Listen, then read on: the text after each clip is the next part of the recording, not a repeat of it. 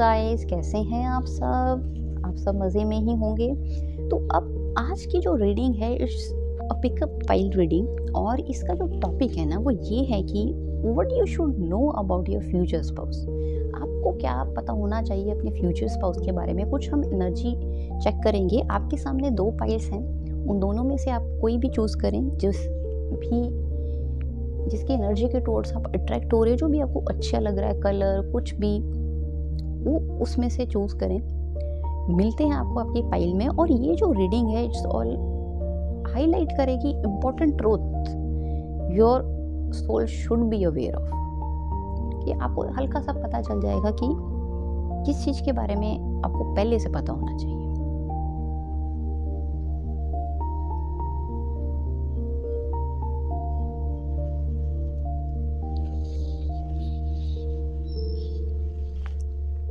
Hello file number 1। सो हम देखने वाले हैं कि क्या ऐसी चीज़ है जिसके बारे में आपको पता होना चाहिए अपने फ्यूचर स्पाउस से रिलेटेड। आपके सामने अब आया है हमारे पास the hermit, queen of pentacles and temperance. तो ये तीनों कार्ड्स जो हैं क्या रिप्रेजेंट करते हैं? पहले तो ये रिप्रेजेंट करते हैं कि आपका जो पर्सन है ना वो बहुत ही ओल्ड सोल है, कोई ऐसी नई सोल नहीं है, ठीक है। तो वो बहुत ही वाइज होंगे, ठीक है। और ये पर्सन बहुत ही डीप थिंकर है। हर चीज़ की वो गहराई में वो पर्सन जाते हैं, सोचते हैं गहराई से उसको, और फिर डिसीजन लेते हैं। आपके फ्यूचर स्पाउस ना ज़्यादा लाउड नहीं होंगे, पर बहुत वाइज होंगे और बहुत ही इंट्रोस्पेक्टिव होंगे। ये पर्सन ना इमोशंस को, बिकॉज अब हमारे पास क्वीन भी आ गई ना, तो ये पर्सन इमोशंस को डीपली प्रोसेस करते हैं, ठीक है। ऐसे ही नहीं कि इमोशंस को इग्नोर कर दिया, नहीं। इसलिए ना कभी कभी साइलेंस वो चूज करेंगे उस चीज़ को समझने के लिए कि मेरा ये क्या इमोशन है, आपके क्या इमोशन है, उसको वो फील भी करेंगे और फिर उस हिसाब से वो चूज करेंगे।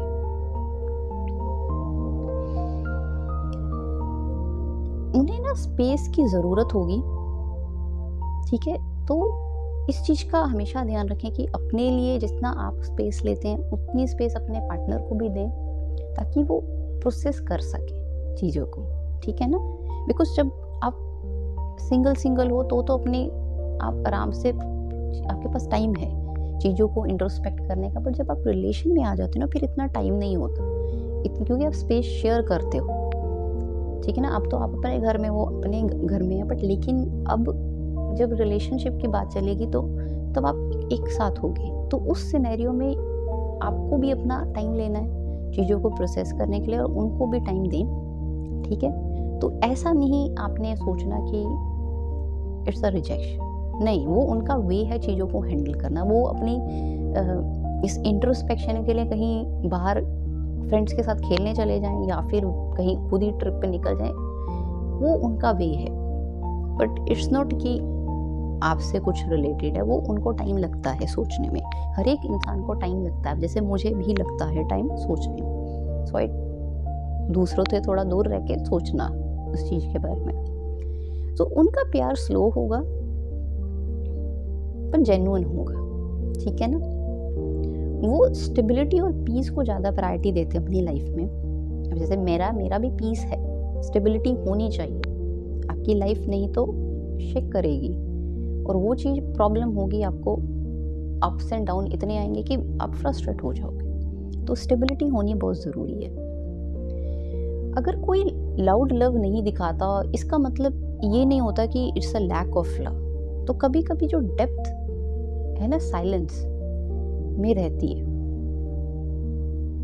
तो ये है ओवरऑल एनर्जी आपके स्पाउस की, जो कि बहुत ही एक डीप थिंकर है, ओल्ड सोल एनर्जी है ये पर्सन, ठीक है। तो ये चीज़ों को बड़ा गहराई से सोचते हैं और फिर उसके बाद ये जो है एक्ट करते हैं।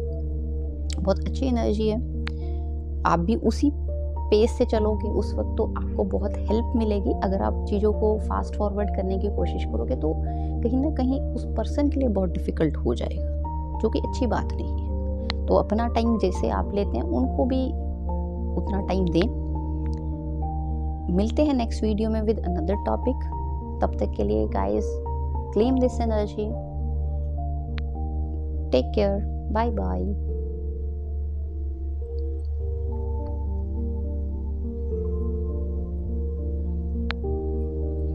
Hello pile number 2। सो आज हम देखने वाले हैं कि आपके फ्यूचर स्पाउस के बारे में आपको क्या पता होना चाहिए। कुछ थोड़ा बहुत अगर आपको पता हो तो आप अपने रिलेशनशिप में को हैंडल अच्छे से, आराम से, कंफर्टेबली कर सकते हो।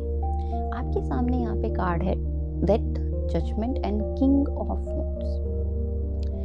तो ये जो तीनों कार्ड्स की एनर्जी है ना कि ट्रांसफॉर्मेशन, बिकॉज जो फर्स्ट कार्ड है ना ये आपको ट्रांसफॉर्मेशन के बारे में बताता है, और क्योंकि हमारे पास वॉन्ड्स की भी एनर्जी है तो ये पर्सन की एनर्जी बहुत ही इंटेंस है। ठीक है, ट्रुथ सीकर इसलिए मैंने बोला because we have judgement here. इनको सच्चाई पसंद है, चाहे जितने भी कड़वी हो पर उनको बोलो। छुपा के मैनिपुलेट करना इनको अच्छा नहीं लगता। ठीक है, अगर कोई इनके साथ इस तरह की गेम्स खेलता है तो ये फिर उसको फिर वो उसको काट लेते हैं। मतलब वो उसको फिर छोड़ते नहीं है कि तुमने ऐसे नहीं, मुझे अगर मैनिपुलेट किया तो तुम बचोगी नहीं।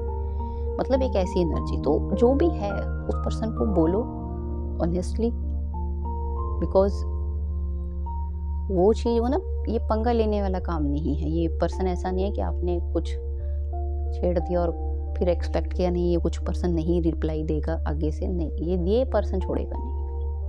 ठीक है ना। सो आपके फ्यूचर्स पास लाइफ को सरफेस लेवल पे नहीं जीते।